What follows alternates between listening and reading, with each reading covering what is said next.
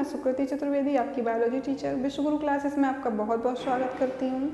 मैं आपको पढ़ा रही हूँ आपकी पहला chapter the fundamental unit of life, और उसमें आपका क्या चल रहा है, सेल ऑर्गेनल्स। तो आपका सेल ऑर्गेनल्स है आज कौन सा, माइटोकॉन्ड्रिया। माइटोकॉन्ड्रिया को क्या बोलते हैं, the power house of cell, ठीक है। और माइटोकॉन्ड्रिया की खोज के बारे में थोड़ा एक लंबी चर्चा है, मैं आपको बताए दे रही हूँ। माइटोकॉन्ड्रिया की खोज सबसे पहले कोलिकर ने की थी कीटों की रेखित पेशियों में। कीट का मतलब होता है इंसेक्ट में, ठीक है। इंसेक्ट की रेखित पेशियों में इन्होंने खोज की थी। उसके बाद इन्होंने इसको क्या नाम दिया था, सार्कोसोम। सार्कोसोम नाम देने के बाद आपके 1857 में आए अल्टमान। अल्टमान ने माइटोकॉन्ड्रिया को क्या नाम दिया था, बायोप्लास्ट। बायोप्लास्ट दिया। उसके बाद आपके 1898 में सी वेंडा आए। सी वेंडा ने इसको क्या नाम दिया, माइटोकॉन्ड्रिया, जो आपका स्थायी नाम है, ठीक है। अब आते हैं इसकी स्ट्रक्चर कैसी होती है। ये भी आपका कैसा होता है, मेम्ब्रेनस होता है। और कैसा था, 2 यूनिट मेम्ब्रेन, दोहरी इकाई भित्ति वाला होता है, ठीक है। और वो क्या होता है, उसमें 2 होती हैं, एक बाहर की होती है, वो कैसी होती है, समतल होती है, और कैसी होती है, पोरस होती है। और अंदर वाली जो आपकी होती है सतह, वो कैसी होती है, फोल्डेड होती है। उंगली की खांचों जैसी संरचनाएं बन जाती हैं, ठीक है, जिसको क्या बोलते हैं, क्रिस्टी बोलते हैं। जैसे आपका कोई रिबन है लंबा सा, आप उसको फोल्ड कर दिए, फोल्ड किया आपने, वो छोटा रह गया, फिर करेंगे तो लंबा हो जाएगा, है ना। तो आपकी जो बाहर की होती है सतह, वो छोटी होती है, और अंदर वाली लंबी होती है। क्या करती है, आपका एरिया बढ़ा देती है अंदर का, ठीक है।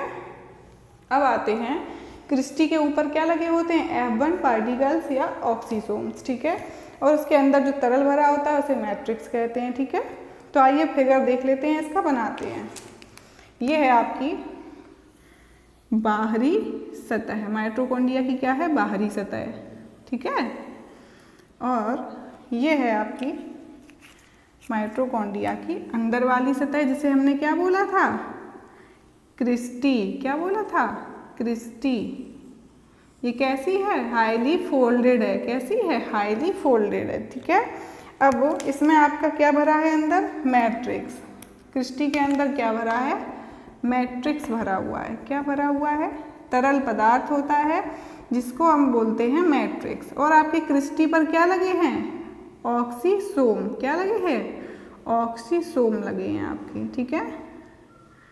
ऑक्सीसोम पर क्या होते हैं आपके, एंजाइम।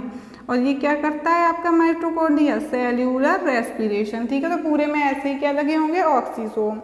अब मैट्रिक्स में आपकी 2 चीज़ें पड़ी होती हैं। ये है आपका सर्कुलर डीएनए, ठीक है। क्या होता है, माइटोकॉन्ड्रिया के पास खुद का डीएनए होता है, जिसको बोलते हैं सर्कुलर डीएनए, ठीक है।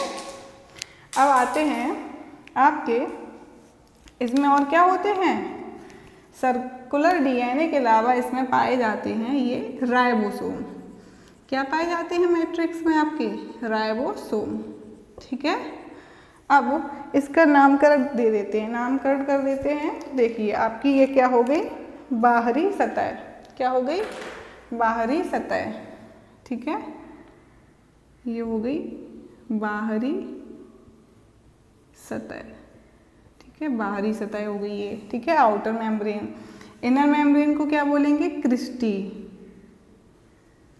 क्रिस्टी क्या बोलेंगे, क्रिस्टी, क्रिस्टी। ये हो गई आपकी अंदर भरा पदार्थ, मैट्रिक्स। क्या हो गया, मैट्रिक्स। ये हो गए आपके राइबोसोम। क्या हो गए, राइबोसोम, ठीक है। और ये हो गया आपका सर्कुलर डीएनए, सर्कुलर डीएनए, ठीक है, सर्कुलर डीएनए हो गया। और ये हो गए आपके क्या, F1 पार्टिकल्स। क्या हो गए, F1 पार्टिकल्स, ठीक है। और ये आपका जो बाहरी सतह और अंदर वाली सतह के बीच का स्थान है, उसको क्या बोलेंगे, peri mitochondrial space. Peri mitochondrial space, ठीक है। ये आपका पेरी माइटोकॉन्ड्रियल स्पेस हो गया, ठीक है। अब आपकी जो बाहरी सतह है वो कैसी है, पोरस है। क्या है, इसमें पोर बने हुए हैं। क्या बने हैं, पोर्स। तो ये आपके हो गए पोर्स, ठीक है। अब आते हैं, आपका मैं एक फोल्ड का फिगर बना रही हूँ, देख लीजिएगा। एक फोल्ड है, ये आपकी आउटर मेम्ब्रेन, ये इनर मेम्ब्रेन, ये आपका एक फोल्ड हो गया, ठीक है। क्रिस्टी हो गई आपकी ये, और उस पर आपके क्या लगे हैं, ऑक्सीसोम।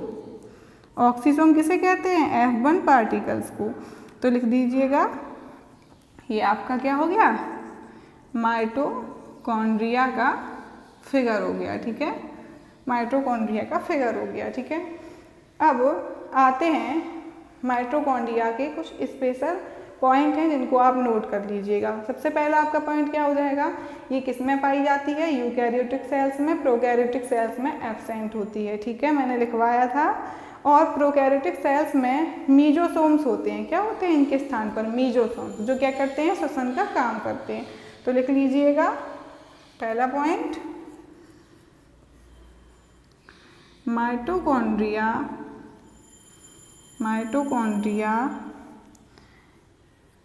यूकैरियोटिक सेल्स में, यूकैरियोटिक सेल्स में प्रेजेंट होती है,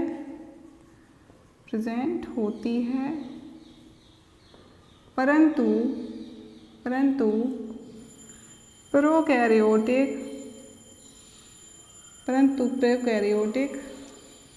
सेल्स में इनके स्थान पर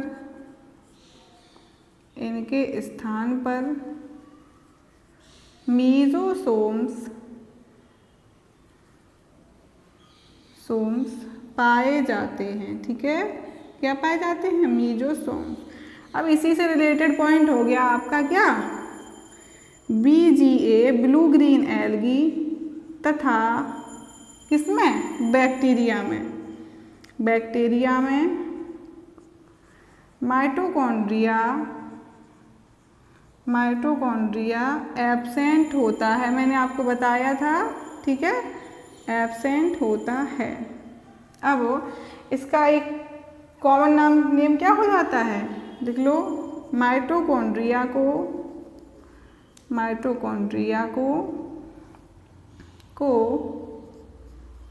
कॉन्ड्रियोसोम भी कहते हैं,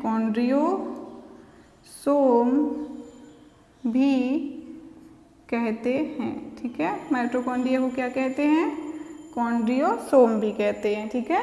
अब आ जाते हैं इसके किस पे, डिस्कवरी पे। तो डिस्कवरी मैंने आपको बताई थी, तो लिख लीजिएगा, सन 1850 में कार्ल वॉन कोलिकर, ओनली आप कोलिकर भी लिख सकते हैं, कार्ल वॉन कोलिकर ने कीटों की रेखित पेशियों में की थी, कहाँ की थी, कीटों की रेखित पेशियों में की थी, कहाँ की थी, कीटों की रेखित पेशियों में की थी, और इसको क्या बोला था, सार्कोसोम कहा था, ठीक है। अब आते हैं 1857 में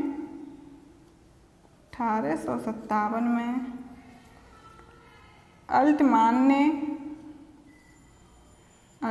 ने इसे बायोप्लास्ट नाम दिया, क्या नाम दिया, बायोप्लास्ट नाम दिया, ठीक है। अब आए आपके 1898 में सी वेंडा, क्या होंगे, कॉर्ल वेंडा, क्या बोलेंगे, कॉर्ल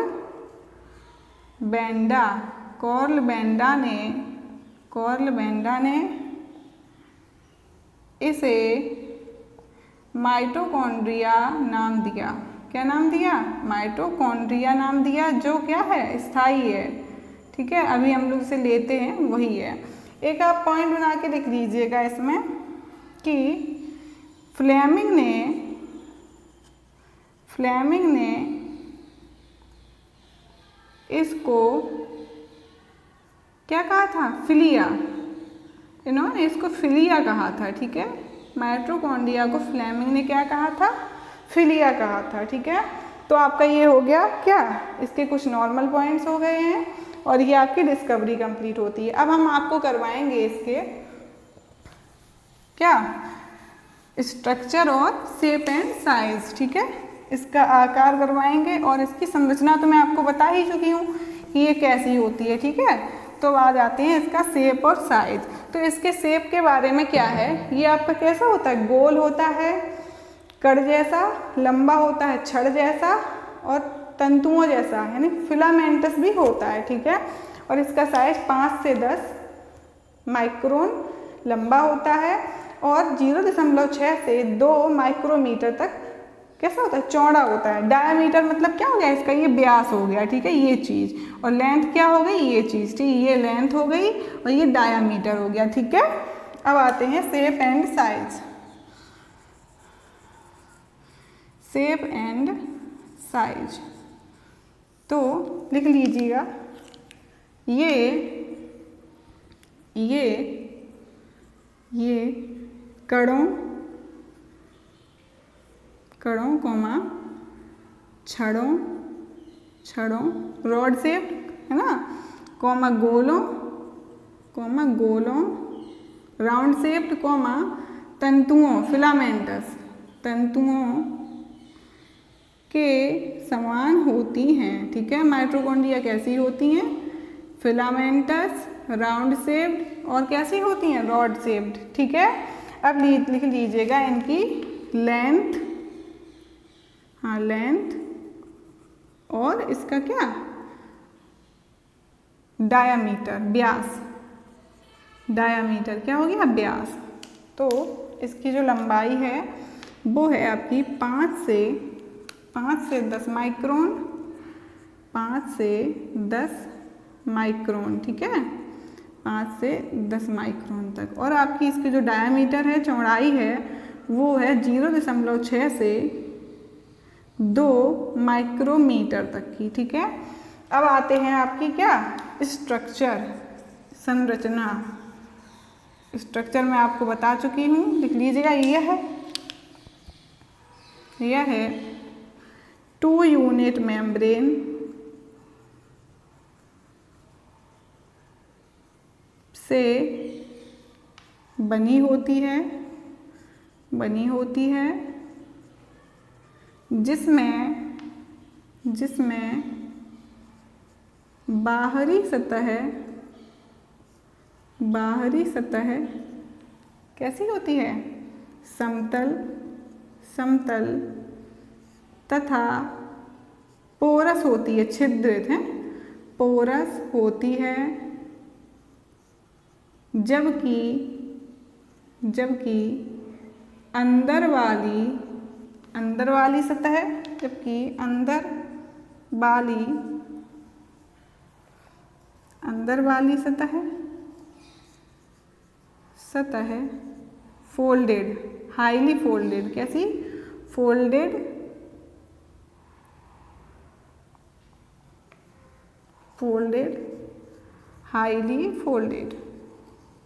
हाईली फोल्डेड। कभी कभी स्पेलिंग मिस्टेक हो जाती है तो उसका इशू ना बनाएं प्लीज़, है ना, हो जाता है, फ्लो में गलत भी लिख जाती है। सतह फोल्डेड होती है जिसे क्रिस्टी क्या बोलते हैं, क्रिस्टी कहते हैं। अंदर भरा पदार्थ मैट्रिक्स कहलाता है जिसमें सर्कुलर डीएनए तथा राइबोसोम पाए जाते हैं। ठीक है, और तथा क्रिस्टी पर F1 पार्टिकल, इनको क्या बोलेंगे, ऑक्सीसोम क्या बोलेंगे, और एलिमेंट्री पार्टिकल, प्रारंभिक कण, एलिमेंट्री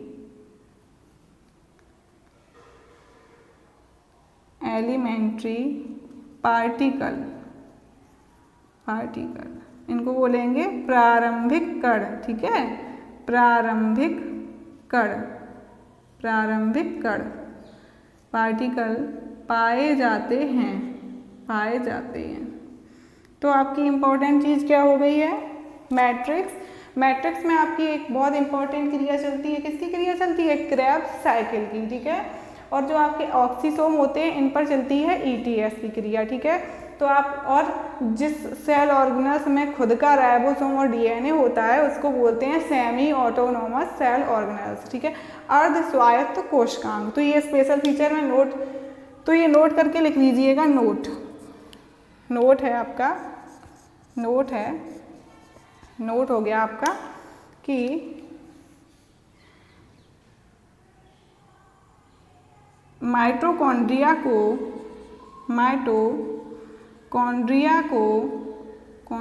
को सेमी ऑटोनोमस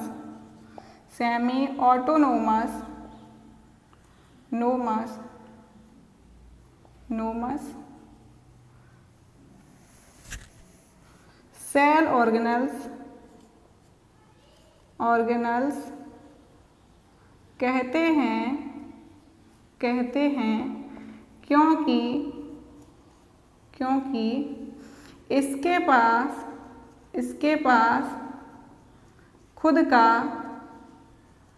का DNA व राइबोसोम होता है, ठीक है। अब मैं आपको बताऊंगी इसके कुछ स्पेशल फीचर्स और फंक्शंस। तो स्पेशल फीचर्स क्या हैं, मैट्रिक्स में क्रेब्स साइकिल चलती है, F1 पार्टिकल पर ES चलती है, और ये आपके सबसे ज़्यादा कहाँ पाए जाते हैं, मसल्स में, कौन सी, सक्रिय कोशिकाओं में, ठीक है, सक्रिय मसल्स में। जैसे कि आपका हमेशा सक्रिय कौन रहता है, हार्ट हमेशा काम करता रहता है। तो ये आपके कहाँ पाएंगे, हार्ट सेल्स में पाए जाएंगे, और कहाँ पाए जाएंगे, नर्व सेल्स में पाए जाएंगे। और ये कहाँ नहीं पाए जाएंगे, ये आपके RBC में नहीं पाए जाएंगे, क्योंकि RBC क्या करती है, O2 का ट्रांसपोर्ट, ऑक्सीजन को ले जाती है, तो वहाँ ये एब्सेंट रहते हैं, ठीक है। और इनका कार्य क्या होता है, ऑक्सीडेशन करना। ये क्या करते हैं, ऑक्सीकरण, किसका, खाद्य पदार्थों का, ठीक है, ये खाद्य पदार्थों का ऑक्सीकरण करते हैं। और क्या करते हैं, ये सेल्यूलर रेस्पिरेशन, कोशिकीय श्वसन करते हैं। अब आपके मन में आता होगा कि श्वसन से मतलब क्या हो गया, श्वसन से तो एक ही चीज़ का दिमाग सीधा पहुंचता है, क्या, ऑक्सीजन लेना और कार्बन डाइऑक्साइड निकालना। तो यही काम करता है ये, ठीक है ना। तो आप इसको कर लीजिएगा, फिर मैं आपको नोट करवाती हूँ। आते हैं आपके स्पेशल फीचर्स पर, ठीक है। इसके प्रमुख गुण क्या हो जाएंगे, तो लिख लीजिएगा। पहला आपका पॉइंट हो जाएगा, मैट्रिक्स में, माइटोकॉन्ड्रिया की मैट्रिक्स भी लिख सकते हैं, ठीक है। मैट्रिक्स में क्रेब्स साइकिल चलती है, कौन सी साइकिल, क्रेब्स साइकिल चलती है, ठीक है, चलती है।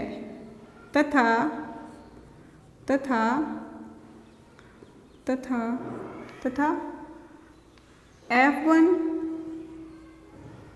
पार्टिकल्स पर कौन सी चलती है, आपकी ETS साइकिल चलती है, ठीक है, चलती है।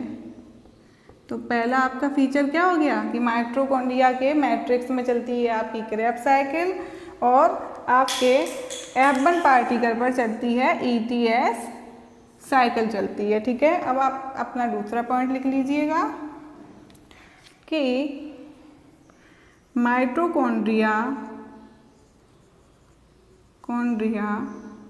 में ATP क्या होता है, ये क्या करती है, ऊर्जा का फॉर्मेशन करती है। तो किस फॉर्म में करती है, ATP के रूप में। ATP का फुल फॉर्म होता है एडेनोसिन ट्राइफॉस्फेट, और इसको क्या बोलते हैं, ऊर्जा का सिक्का, करेंसी ऑफ एनर्जी बोलते हैं, ठीक है। तो लिख लीजिएगा, एडेनोसिन फुल फॉर्म है एडेनोसिन ट्राइफॉस्फेट,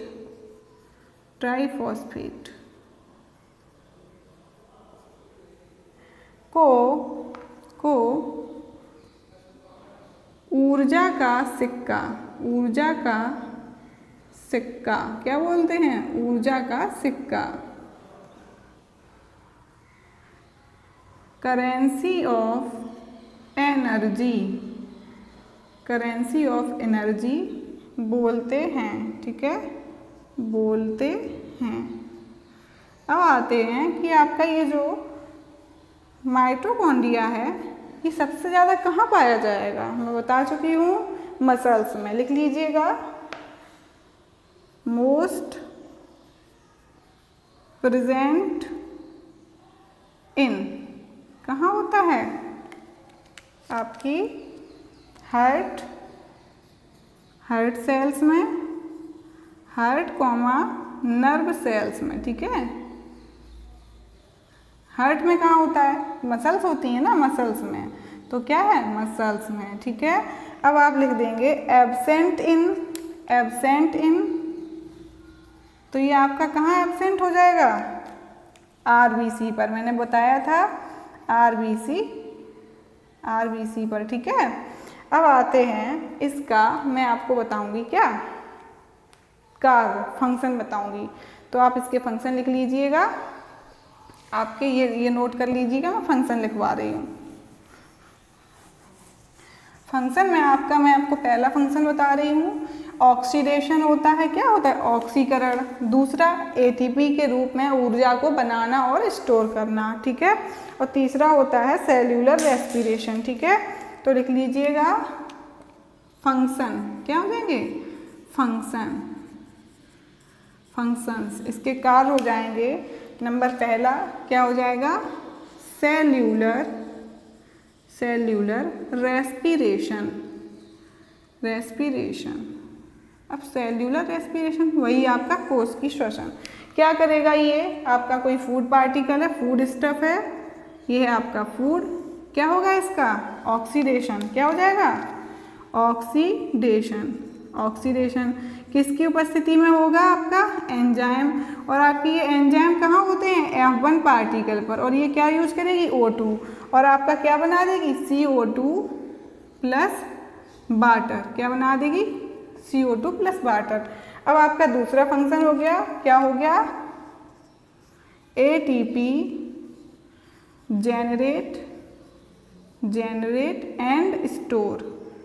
भाई एटीपी को ऊर्जा के रूप में बना रही है और क्या कर रही है? संग्रहण कर रही है, ठीक है। लिख दीजिए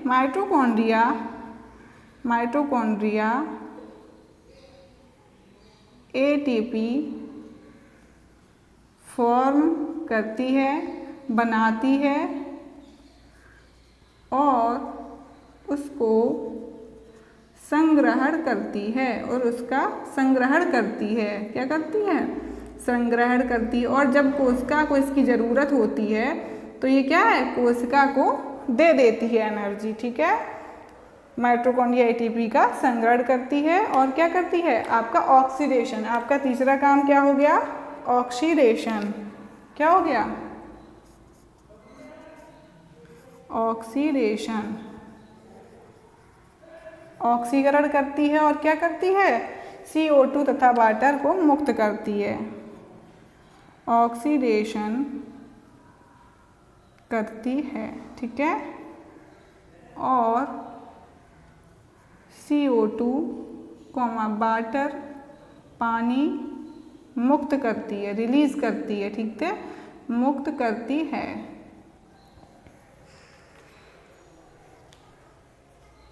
तो मैंने आपको क्या पढ़ाया था? मैं आपको एक क्विक रिवीजन दे रही हूँ। माइटोकॉन्ड्रिया आपका सेल ऑर्गेनल से कैसा है? सेमी ऑटोनोमस है, स्पेशल फीचर हो गया।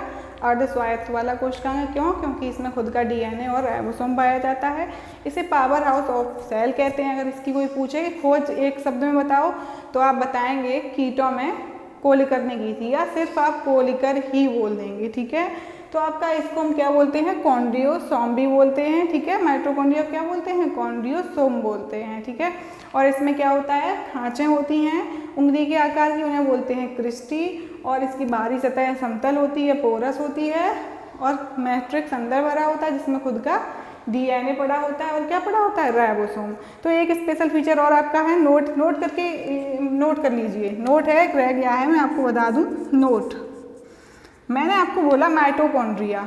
माइटोकॉन्ड्रिया को माइटोकॉन्ड्रिया कब बोलते हैं, जब बहुत सारे माइटोकॉन्ड्रिया होते हैं। और सिंगल माइटोकॉन्ड्रिया को क्या बोलेंगे, माइटोकॉन्ड्रियन। तो लिख लीजिएगा, सिंगुलर फॉर्म